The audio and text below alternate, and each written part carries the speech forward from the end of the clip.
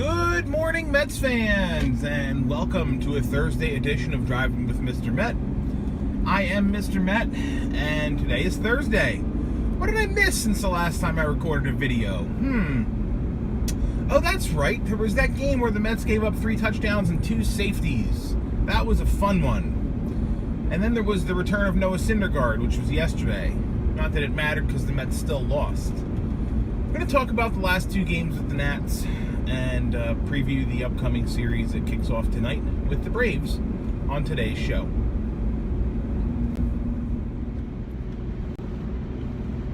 You know, the Mets have not had a good season.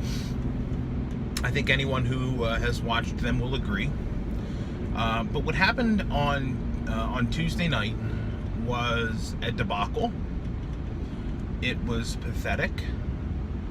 It was brought on by a number of things, but the pitching performances aside and the bullpen's inability to pick the team up after Matz was shelled in the first inning, notwithstanding, what the loss on Tuesday night showed me was that the Mets have got to improve their defense. The defense of this team is so mediocre. I don't want to say it's bad because it's not bad. It's just not good. It's so mediocre. It's so pedestrian. There are so many plays that could be made by a more athletic player at a number of different positions on the field. I love Wilmer Flores, but he has no range at first base. None. I loved Cabrera. Same could be said for him. No range at second base. Rosario should have the range at shortstop, but he's still a little bit shaky out there. And when Todd Frazier's on the field, he's a hell of a third baseman. But, you know, because he's a Met, he's not on the field anymore. So, to me, the most glaring thing about that loss was the defense. And just how just not good this defense is. And how if, as we now know that the trade deadline is passed, if the Mets are going to contend with these 4 pitchers, one of whom was Steven Matz, who got shelled in 2/3 of an inning the other night. But Matz has been good, but I digress. If they're going to contend with this team and with this crew, they have got to get better defensively. Get better, get younger, get more athletic. That's the goal for this team. That has to be the goal for this team going forward. Because if we're expecting these pitchers to win games with a mediocre defense behind them, making plays that they should be making look really difficult, and making plays that might be really difficult unmakeable, it's not going to work. You need to have the plus defenders in the field for these pitchers. And that extends to behind the plate.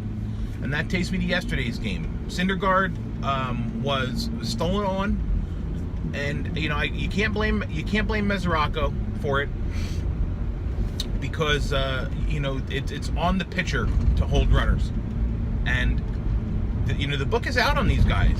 One of the red marks against them, the X's against them, is their inability to hold runners on, particularly Syndergaard and Matz. And Syndergaard, I get it, because he's very tall, he's right-handed, he's got a little bit longer of a delivery to the plate. But Matz is a lefty. To be unable to develop a pickoff move is crazy to me, because lefties have that natural advantage. They're looking right at first base. I mean, once the runner's on second, it doesn't matter whether you're a lefty or a righty. It's an awkward base to throw to and to hold runners on to. But don't let him get to second.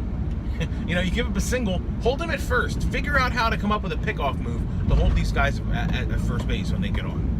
And don't make it impossible for whomever it is as the catcher to throw a runner out.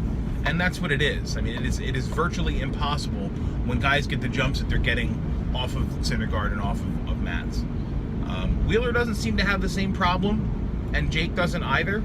But still, as a whole, that's one of the things that can be improved without changing the personnel.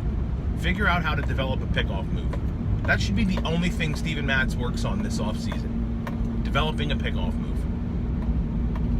But whatever. So the Mets lost yesterday as well. Syndergaard came back from hoof and mouth disease or whatever it was that he had, and pitched okay. Very shaky at the beginning of his outing. Ended up giving up the 3 runs. Of course, Anthony Rendon hits a home run, because that's what he does against the Mets. If Anthony Rendon played against the Mets all the time, he'd have like 88 home runs on a season. I still don't understand. I still don't understand why nobody throws at this guy's head. I don't want to hit him. I'm not advocating for hitting him. I want to throw the ball up around his chin. Not unlike what Noah Syndergaard did in the World Series to Alcides Escobar in Game 3. Rendon clearly is far too comfortable at the plate, as are a number of other Met killers. Make them uncomfortable by throwing at them. They have to take a step off the plate. Maybe it throws them off their game a little bit. What's the difference? They're going to kill you anyway. I'd rather walk them than have to watch Anthony Rendon and his curly Q haircut jump around the bases with a home run. I don't want to see it anymore. I want to see him get uncomfortable at the plate. Sorry, rant over. So anyhow, the Mets offense was dormant as always yesterday. Absent Jose Reyes, who hit 2 home runs. Jose Reyes set a record yesterday because, as we know, he pitched in the debacle game on Tuesday. But Reyes set a record by becoming the first Major League player to ever give up 2 home runs in a game, and in the very next game to hit 2 home runs. An infamous record, I suppose. Speaking of infamous records, the Mets giving up the 25 runs, they set an infamous franchise record. That is now their highest run total allowed. So, hooray. And the fun part about all of this is the Mets have Jason Vargas on the mound tonight to right the ship against the Braves, one of the best offenses in baseball. So that'll be a blast. Fortunately, it's at home, so we don't have to hear the stupid tomahawk chop every 6 seconds. But Vargas tonight, and boy, I'm not looking forward to that one at all. I will be going to the game on Monday, as I mentioned earlier in the week, and I'm hoping that Matt Harvey is pitching for the Reds. We'll get to see Syndergaard pitch, so hopefully by then he'll have his stamina back. Yesterday he struggled, as I said, at first, but he did come out, end up pitching, I think 5 shutout innings to end his outing, or 4 shutout innings to end his outing.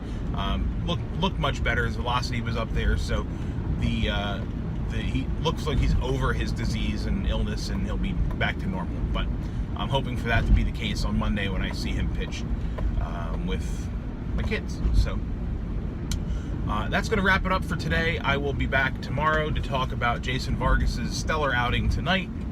Until then, I thank you for watching. Follow me on Twitter at Mr_Met, and as always, let's go Mets.